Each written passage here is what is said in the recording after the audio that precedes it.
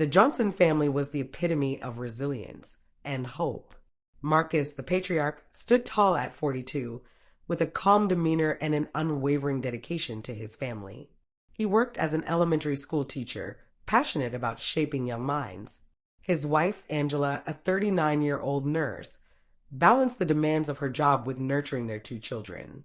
They had 14-year-old Malik, a budding basketball star with dreams of going pro, and 9-year-old Ava, who loved painting sunsets and dreamed of becoming an artist. The Johnsons lived in a modest two-bedroom apartment in the heart of a bustling urban neighborhood. The space was cramped, but it overflowed with love and laughter. Marcus and Angela often sat at the small dining table after their kids went to bed, discussing dreams of buying a home, a place with a yard where Ava could paint under the sky and Malik could practice basketball. They had been saving for years, cutting corners wherever they could, driven by the vision of giving their children a better life. Their daily routine was a dance of efficiency and warmth. Marcus would wake early to prepare breakfast, ensuring Ava had her favorite pancakes before school. Angela, often returning late from her shifts, would sneak in moments to review Malik's homework or watch Ava's newest art pieces.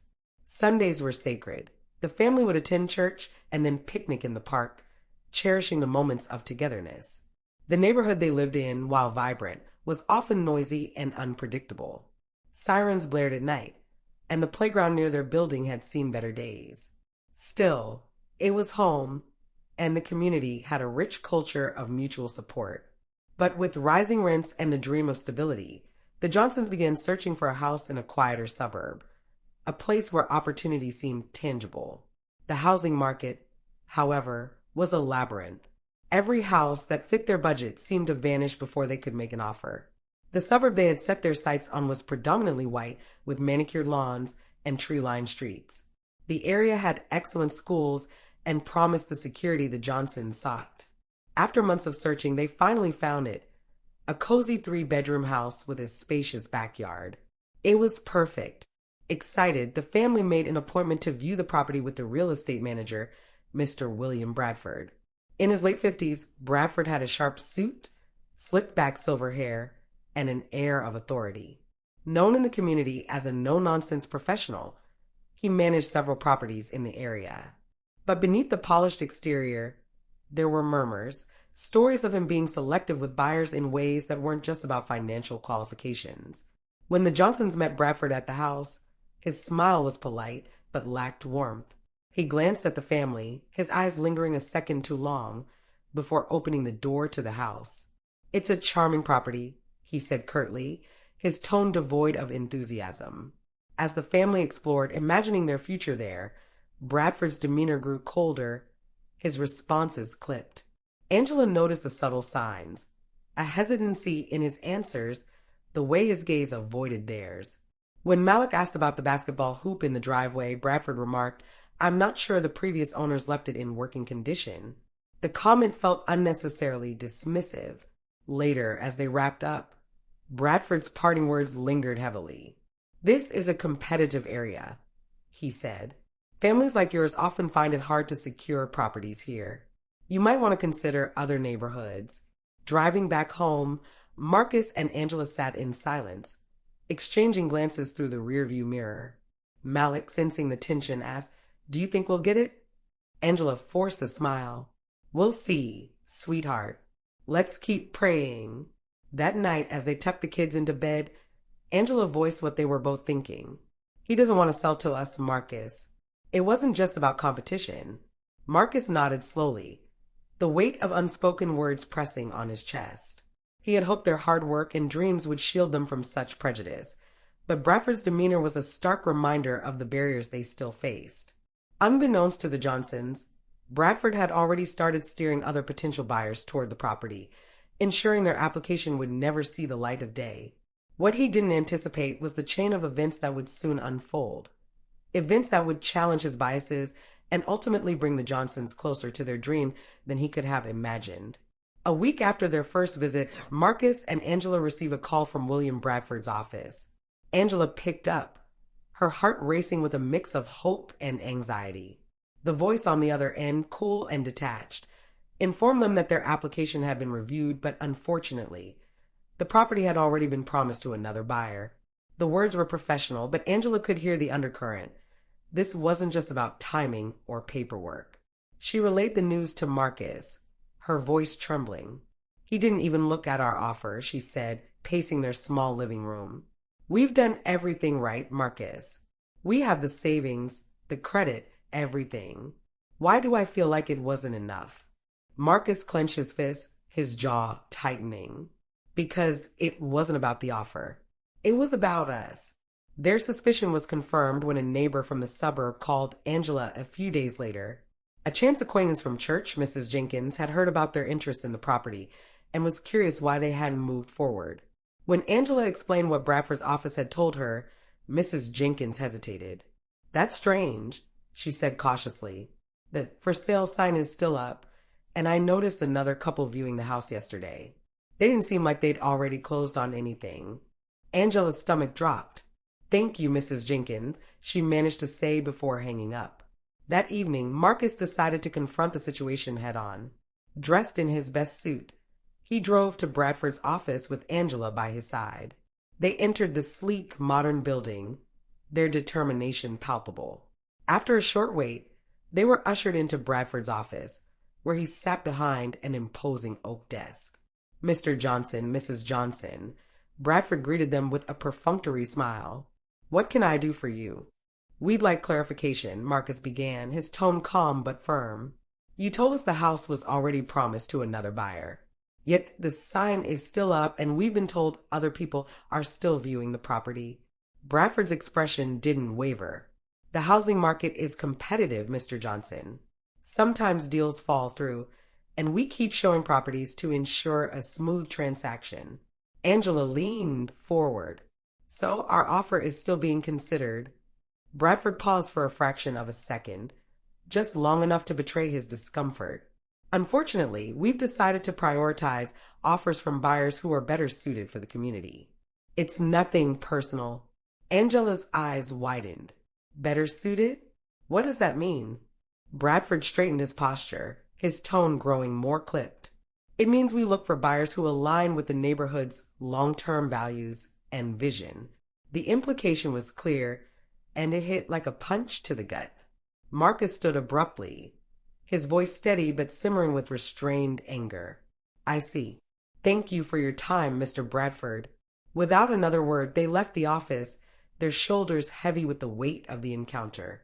Back home, the Johnsons struggled to contain their emotions.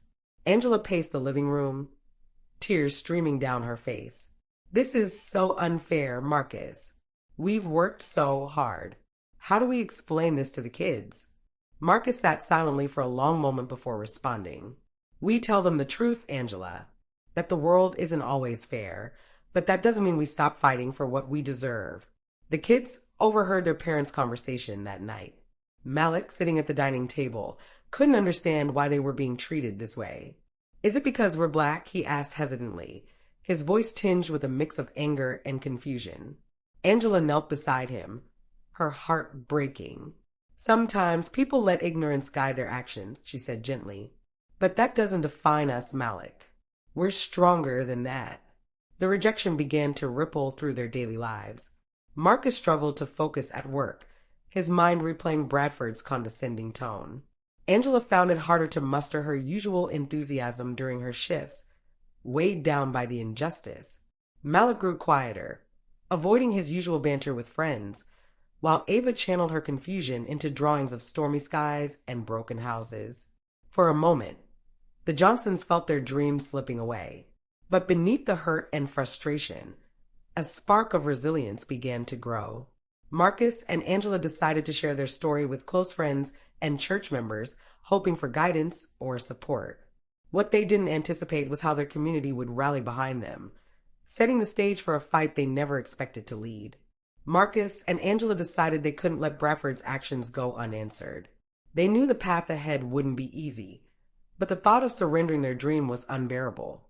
That night, after putting the kids to bed, they sat at the kitchen table, pen and paper in hand, mapping out their next steps.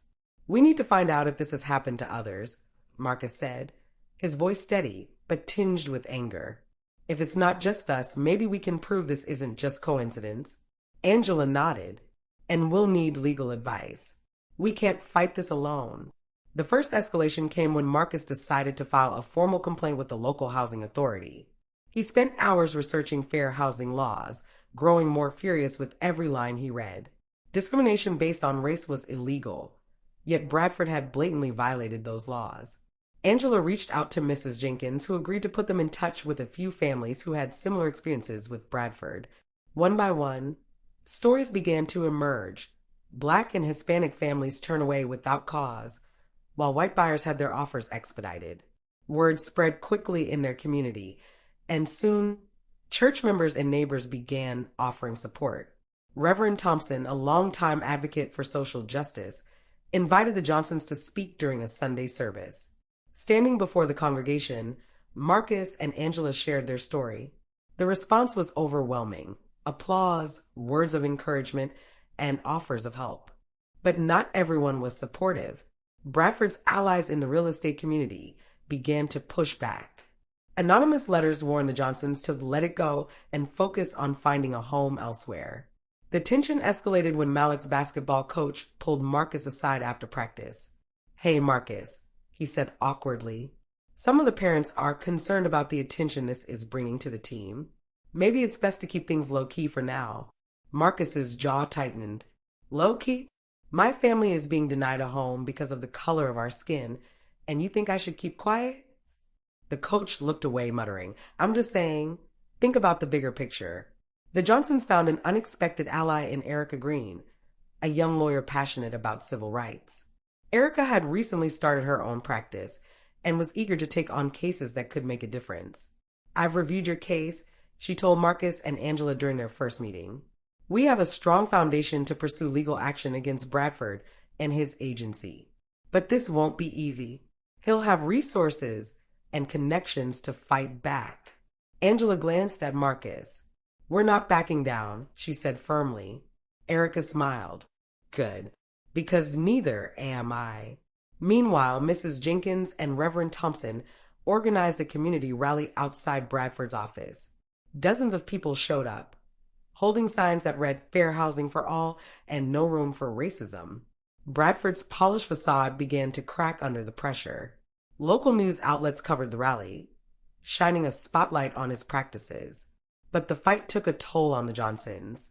Malik began withdrawing, avoiding his friends, and skipping basketball practice. "What's the point?" he muttered when Angela tried to encourage him. "Even when we do everything right, it doesn't matter." Ava, too young to fully grasp the situation, started having nightmares about their family losing their apartment. Angela comforted her late into the night, silently praying for strength. Marcus, usually a pillar of calm, found himself snapping at colleagues and students. One afternoon, he nearly broke down after a particularly rough day. "What if we're making it worse, Angela?" he asked. "What if all this fighting just hurts the kids?" Angela placed her hand over his. "We're teaching them to stand up for what's right. That's worth every struggle." As the legal case gained traction, Erica uncovered a critical piece of evidence: an email exchange between Bradford and a colleague, discussing how to maintain the character of the neighborhood by rejecting non-white buyers. The email was damning, confirming what the Johnsons had suspected all along. Erica shared the news during a late-night meeting at her office. "This changes everything," she said, her eyes alight with determination. "With this, we can take this case to court, and we'll have a real shot at winning." The Johnsons felt a flicker of hope for the first time in weeks. Despite this breakthrough, the road ahead remained uncertain. Bradford's agency launched a smear campaign, painting the Johnsons as troublemakers. An article appeared in the local paper, quoting an anonymous source who claimed the family was creating drama for attention. Angela read the article aloud, her voice shaking with anger. "How dare they? After everything we've been through." Marcus exhaled deeply. "They're scared. This means we're getting close to something they don't want exposed." The rallying cry of their community grew louder. Donations poured in to support their legal fees, and more families came forward to share their own stories of discrimination. The Johnsons weren't alone anymore. They were part of a movement. The tension reached its peak one evening when a brick was thrown through the window of their apartment, shattering the living room glass. Attached to it was a note, "Back off, or else." Angela hugged Ava tightly as Marcus called the police. Fear and frustration bubbled over, but so did resolve. "This is exactly why we have to keep going," Marcus said. "We can't let them scare us into silence." That night, as the family sat together, Marcus looked at Malik and Ava. "No matter how hard this gets, remember this. We are stronger together. And we're not just fighting for us. We're fighting for everyone who's ever been told they don't belong." The mounting pressure pushed Bradford to his breaking point. He began avoiding public appearances, and whispers of his unethical practices started reaching the ears of higher-ups in his agency. Unbeknownst to the Johnsons, someone within Bradford's own circle was about to step forward with critical information, setting the stage for a dramatic turning point. The courthouse buzzed with tension on the morning of the hearing. The Johnson family sat in the front row, their fingers tightly intertwined. Erica Green stood confidently at their side, her briefcase brimming with evidence. Across the aisle, William Bradford adjusted his tie nervously, flanked by his legal team. Despite his polished demeanor, the cracks in his composure were evident. As the proceedings began, Erica took the floor. She outlined a compelling case, highlighting the systemic pattern of discrimination Bradford had orchestrated. Her voice was calm but powerful, each word a blow against the facade Bradford had carefully constructed. "The evidence speaks for itself," she said, holding up a stack of printed emails.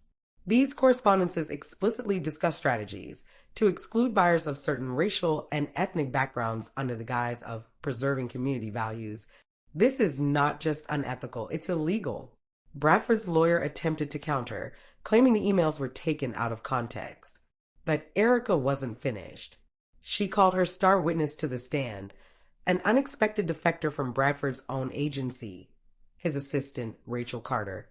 Rachel, a young woman in her late 20s, looked visibly nervous as she took the oath. She glanced at Bradford, who glared back at her, then at the Johnsons, whose hopeful eyes gave her courage. "I worked for Mr. Bradford for 3 years," Rachel began.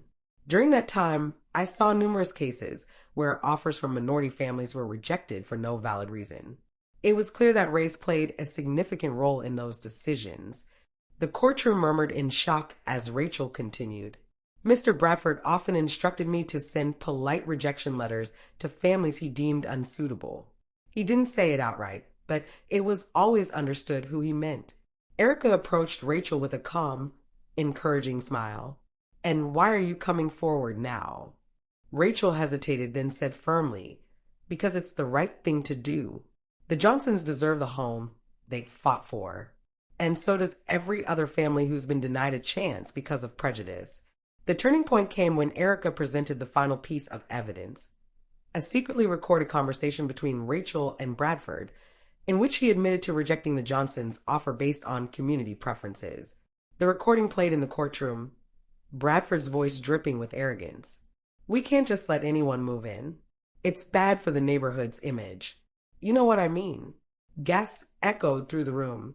Bradford's attorney attempted damage control, but the judge's expression was grim. As the hearing concluded, the judge issued a scathing rebuke of Bradford's actions. "Discrimination in any form has no place in this community or this country. Mr. Bradford, your actions have violated the law and the principles of fairness this nation stands for. This court finds sufficient evidence to proceed with a full trial and recommends immediate review of your professional license." The room erupted in murmurs. Bradford's face turned pale, his polished mask shattered. For the first time, he seemed to grasp the gravity of his actions. The karmic twist came swiftly. Within days of the hearing, news of the case spread like wildfire. Bradford's agency faced public backlash, losing clients and contracts. His business partners distanced themselves, eager to avoid the fallout. Eventually, the real estate board suspended his license pending further investigation. Meanwhile, Erica informed the Johnsons that a new offer had been made to them. The property they had initially been denied was now theirs at a reduced price as part of a settlement offer from Bradford's agency. The day they received the keys to their new home was a moment of triumph. Marcus and Angela stood in the empty living room, holding hands as Malik and Ava ran through the halls, their laughter echoing in the space that had once seemed unattainable. "This is it," Angela whispered, her voice thick with emotion. "We did it, Marcus." "No," Marcus replied, pulling her into a hug. "We all did it. Erica, Rachel, Reverend Thompson, Mrs. Jenkins, everyone who stood by us. This is more than just a house. It's a victory for all of us." Despite their joy, the victory was bittersweet. The journey had left scars, sleepless nights, strained relationships, and moments of doubt that would take time to heal.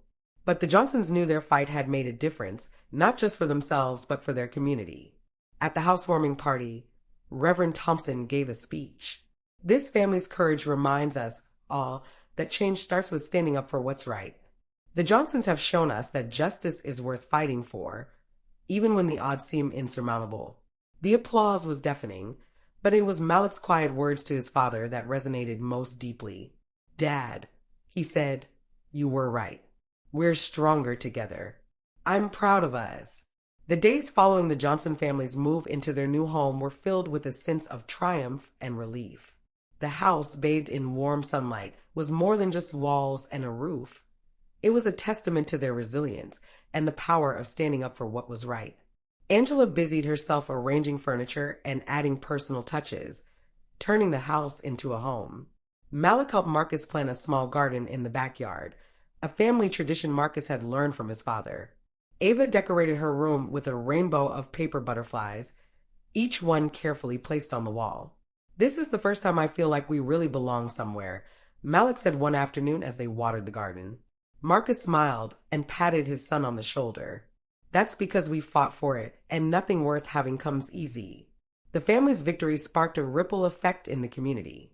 Bradford's downfall became a cautionary tale, prompting real estate agencies to implement stricter policies against discrimination. Reverend Thompson spearheaded a local initiative to educate families about their housing rights, ensuring no one else would face the same struggles in silence. Mrs. Jenkins and other neighbors formed a diversity committee to promote inclusivity in the neighborhood. Their first project was a welcoming event for new residents, including the Johnsons, who were now seen as symbols of strength and hope. Rachel Carter, who had risked her career to expose Bradford, found a new job with a reputable agency that valued her integrity. She often visited the Johnsons, becoming a close family friend and a reminder of the allies who had stood by them. One evening, as the family sat on the front porch, watching the sun set over their new neighborhood, Angela turned to Marcus. "Do you think we've really made a difference?" Marcus took a deep breath, looking out at the street where children of all backgrounds played together. "I think we've shown that change is possible. And maybe, just maybe, someone else will find the courage to stand up because of what we did." Malik, who had regained his confidence and love for basketball, chimed in. "Dad, coach asked me to come back to the team. He even apologized for what he said before."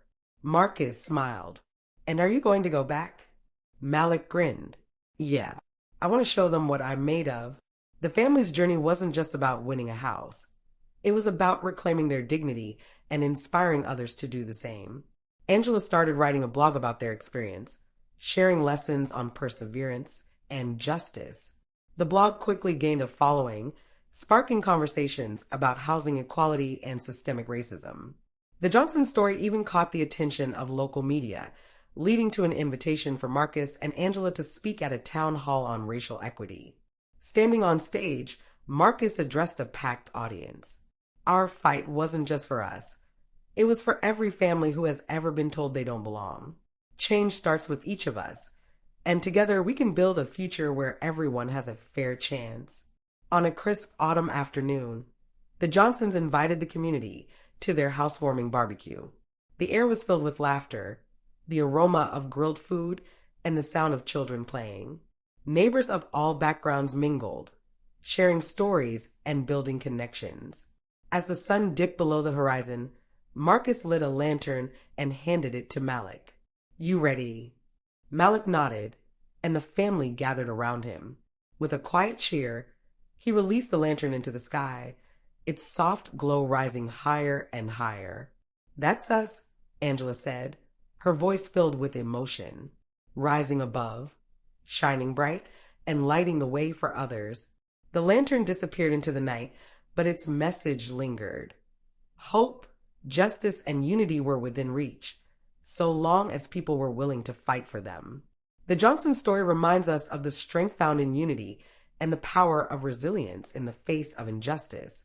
If you were inspired by their journey, don't forget to like, share, and subscribe. Let's spread awareness and support stories that champion equality, courage, and hope.